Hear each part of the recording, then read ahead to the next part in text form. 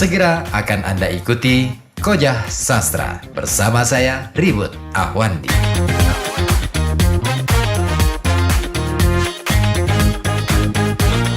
Banyak lagi, misalnya pandangan politik ya tentang keindonesiaan. Diskriminasi, anti diskriminasi sudah diajarkan sejak tahun 1913 dan itu dipentaskan oleh pemain-pemain Belanda dan orang dokter Jawa, orang Jawa yang berprofesi sebagai dokter. Penontonnya siapa? Multi etnis, luar biasa. Nah, bagaimana dengan karya sastra modern? Sama. Rugi kalau tidak membaca. Pramudia Anantatur dan lain-lain sebagainya sudah menjadi disertasi ratusan di mancanegara. Ahli Pramudia itu justru dari orang Korea. Apalagi yang lain. Sudah diterjemahkan ke banyak bahasa. Contohnya, karya Khairil pun selama lebih dari 60 tahun sudah bertengger dalam bahasa Indonesia juga. Di mana? Di Belanda, di Leiden. Luar biasa. Karena maknanya sangat dalam untuk mereka.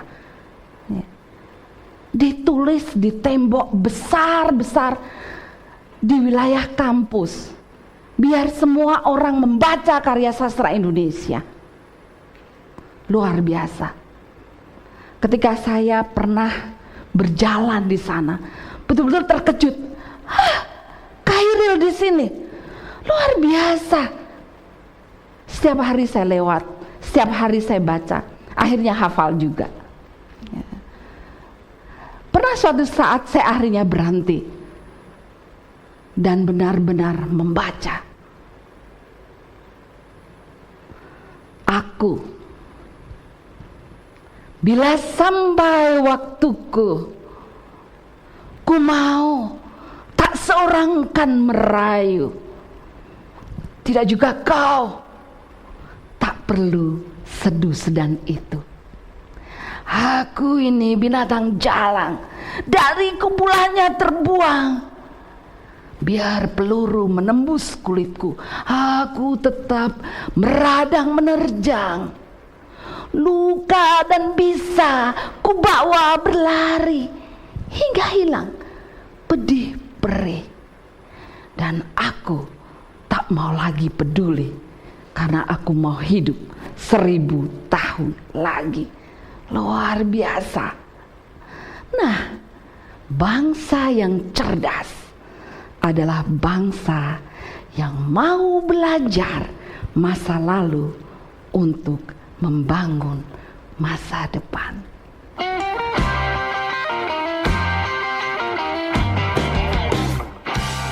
Yuk, ayo. Kok pas sih? Iya kan? Jujur yuk, aku tuh grogi siaran sama kamu.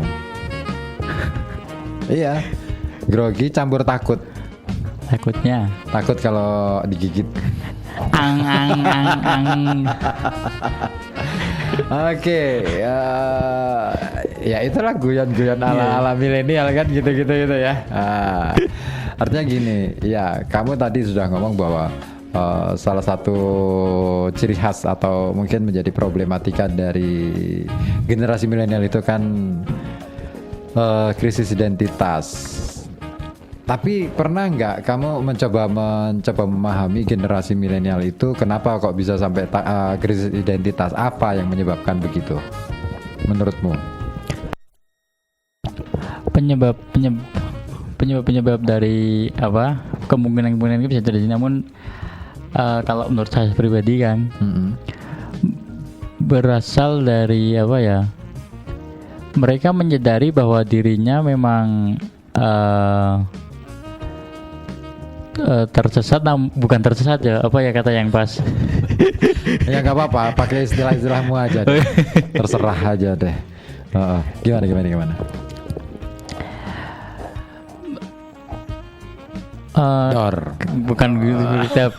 Belakangan ini kan milenial kan cenderung kepada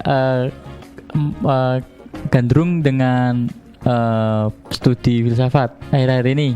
Studi filsafat. Nggih, akhir-akhir ini milenial justru menyukai hal itu. Yang bener. Yakin dalam artian menanyakan tentang keberadaan, eksis. Enggak, ini beneran ini. Beneran, Kang? Soalnya gini, itu di mana dulu persoalannya?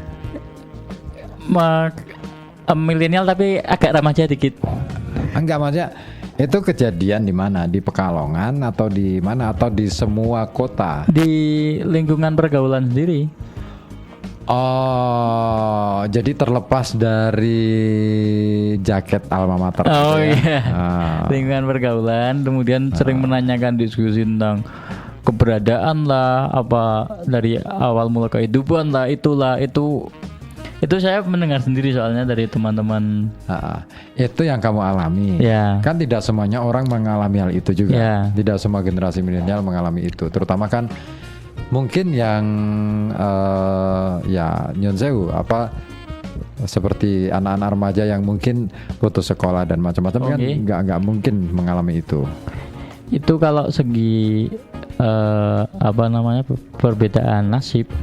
Gitu atau ya? Keberuntungan dalam hidup, ataupun apa memang dunia sastra memang berperan dalam artian penyampaian hal-hal yang tidak ditemui oleh halayak ramai gitu ya? Halayak ramai. Mereka sastra kan bertulis, kemudian dilisankan dengan membaca. Apa selalu harus tertulis? Ini jangan terjebak loh dengan jangan terjebak. Aku berpikir gini, sastra itu hidup dalam kehidupan itu sendiri. Dia tidak mesti tertulis. Kalau kamu pakai istilah bahwa sastra sangat erat katanya dengan tulis menulis, maka sebenarnya itu kembali ke dunia barat yang baru mengenal tulisan. Dalam artian gini loh Kang, hal-hal yang tidak tersampaikan secara langsung gitu. Perantara melalui entah itu melalui tulisan di buku-buku ataupun blog agar bisa dibagikan ke orang. Namun juga juga bentuk tulisan secara video ini kan digital dalam artian vlog, video blog. Kalau secara milenial perkembangan itu ya. Kemudian ada untuk menyampaikan sastra itu kan melalui itu interaksi tidak langsung dalam artian seperti itu. Jadi seperti yang kita lakukan pada malam hari ini ya. Selain kita siaran dipancar luaskan via gelombang radio, juga kita bikin videonya gitu ya di live streaming Facebook saya gitu ya. Oh gitu ya. Tapi dengan begitu sebenarnya ya saya sepakat dengan apa yang kamu katakan bahwa generasi milenial adalah generasi yang sangat melek teknologi dan juga melek informasi. Tetapi malah justru krisis identitas ini kan hal yang menurut saya sangat paradoks ya. Mestinya dengan melek informasi justru dia bisa menguatkan identitas atau bahkan bisa menciptakan identitas baru.